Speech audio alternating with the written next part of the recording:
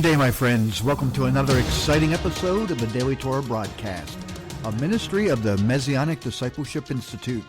Remember, you can always visit us online at mymdi.org and download previous episodes of the Daily Torah podcast. Today we are on day 5 of this week's Daily Torah series called Lech Lecha.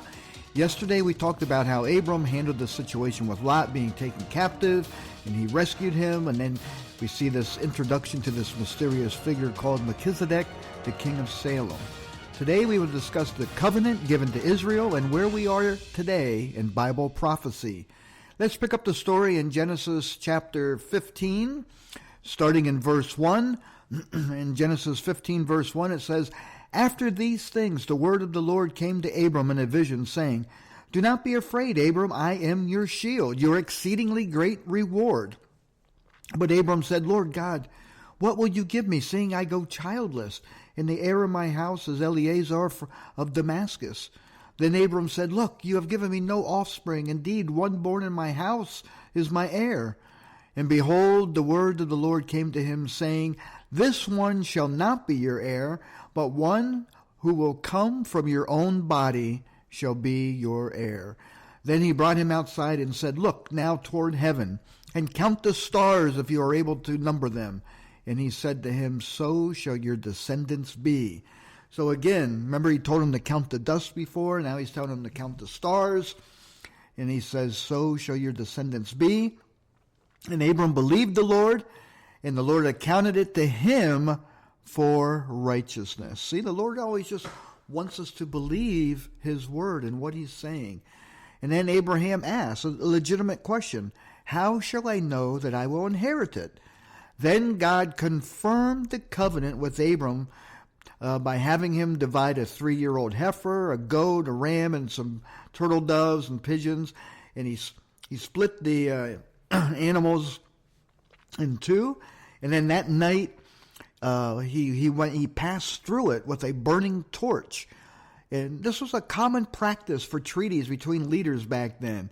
And it meant, if I do not uphold my end of the covenant, you can cut me in two like these offerings and roast me over fire. Now notice during this event, Abram went into a deep sleep. And behold, horror and great darkness fell upon him. God was showing Abram that his descendants would eventually sin, be judged, held in captivity, but delivered after 4 generations. A generation being 100 years. As we see, the children of Israel were in Egypt 400 years before their deliverance. And this is exactly what happened, as we will see as we progress through the Torah portions in the coming weeks. And then God tells Abram in verse 18 of chapter 15, he says, "On the same day the Lord made a covenant with Abram, saying, 'To your descendants I have given this land, from the river of Egypt to the great river, the river Euphrates.'" So that's a big territory.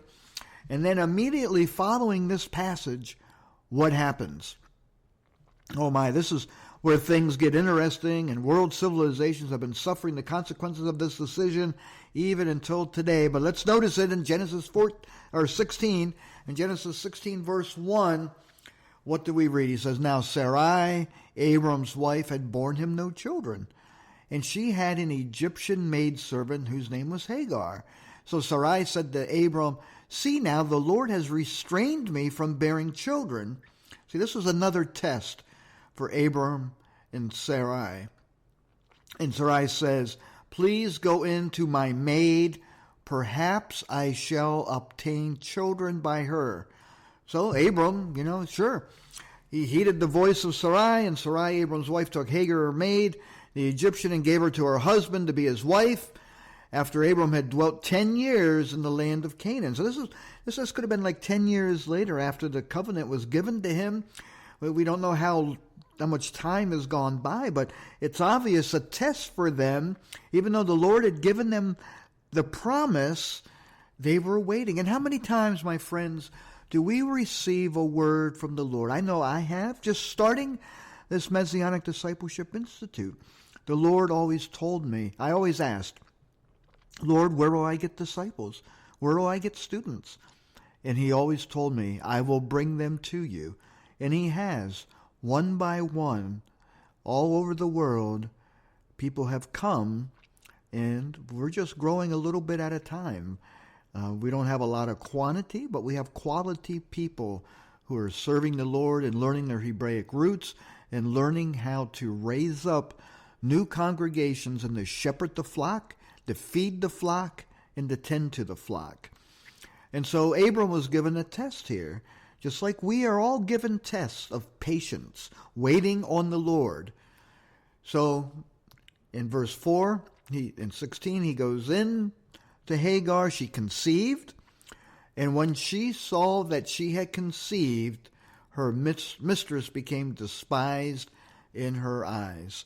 So now Hagar was trying to usurp the authority of Sarai, and then it gets messy from here on out. That we'll see. We'll pick that up tomorrow. But let's turn to our half-Torah portion for today. And you have to forgive me, I'm fighting a little bit of a cold today, and my throat's scratchy, so forgive me if I sound a little raspy. But let's turn to our half-Torah portion for today in Isaiah 41, starting in verse 8. God continues to confirm and encourage Israel, and really we who are grafted into the natural olive tree. He says, but you, Israel, my servant, Jacob, whom I have chosen. Now, we haven't gotten into the birth yet of Jacob, but we will. But you know who Jacob is. His name was changed to Israel. So he says, my servant Israel, Jacob, whom I am chosen, the seed of Abraham, my friend. So God calls Abraham his friend. You whom I have taken hold of from the ends of the earth and called from its corners, and said to you, you are my servant, I have chosen you, and have not cast you away. Don't you be afraid, for I am with you. Don't be dismayed, for I am your God. I will strengthen you. Yes, I will help you. Yes, I will uphold you with the right hand of my righteousness. So what tremendous promises that God gives to Israel, just as he gave to Abraham, his friend. And what have we seen? Well, after the original Exodus, and when we get into that, I'll tell you why they had to serve in Egypt 400 years. There's a reason for that. But after the Exodus, they came back. They conquered the land. They had to wander in the wilderness for 40 years because of the golden calf incident. But then they conquered the land. They established a kingdom.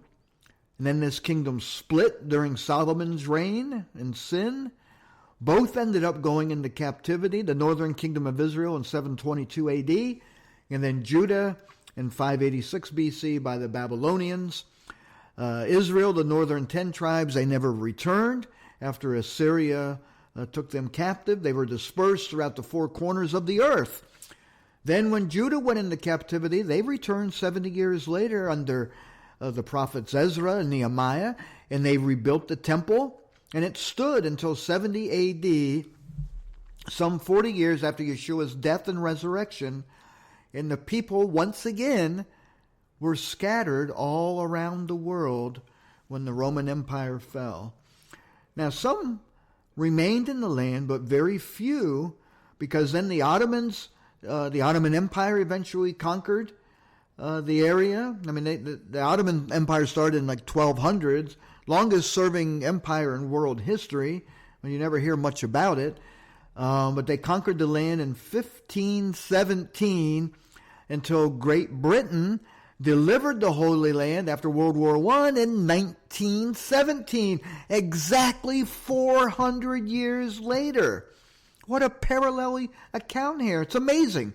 Only God can do this. Then the Balfour Declaration was drawn up, which would have given Israel all the current land and Jordan.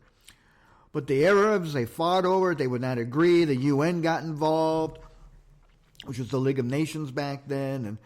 And they wanted to control the land. It's a demonic entity, the UN, and they wanted Jerusalem. They wanted to capture Jerusalem because they knew if Israel returned, if Jerusalem and the temple were rebuilt, that the Messiah would return. So Satan was doing everything he can to stop that from happening.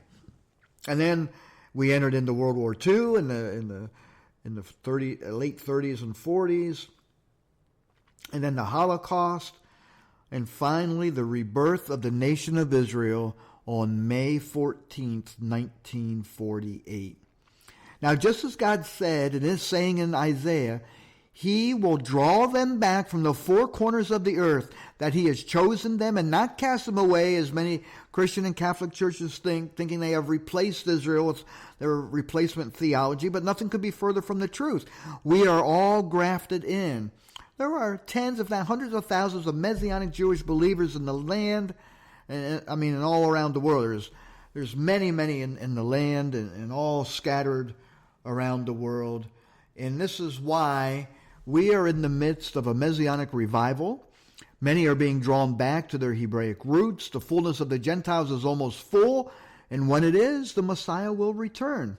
Now, Yeshua said an interesting key to his return in Matthew 24, and sorry I don't have time to read it all in its entirety, but please do so when you have some quiet time. But in Matthew 24:34, after giving us all the end-time events and the tribulation that is yet to come, Yeshua says, "Assuredly I say to you, this generation will by no means pass away till all things take place. Heaven and earth will pass away, but my words will by no means pass away." So there we see this term generation again, which if we tie back to Genesis and Abram's horror that he dreamed, God said it would be 4 generations, and we know the Israelites were in Egypt 400 years. So could it be that 100 years, one generation after 1948, the rebirth of Israel, Yeshua could return? It's something to be mindful of, but don't wait until then to make your calling and election sure, because it'll be too late. For he says darkness is coming upon the earth, and it is already here. But he says it will not pass away, and it could be years before. We don't know. But I think we can all agree, looking at world conditions and the anti-Messiah movement growing in the world, we are in for some dark days ahead, my friends. But take heart, there is light at the end of the tunnel, and true peace is coming soon. So until tomorrow, we'll pick it up there. Meditate on these words. Share this on your social media with your family and friends. And then until tomorrow, blessings and shalom.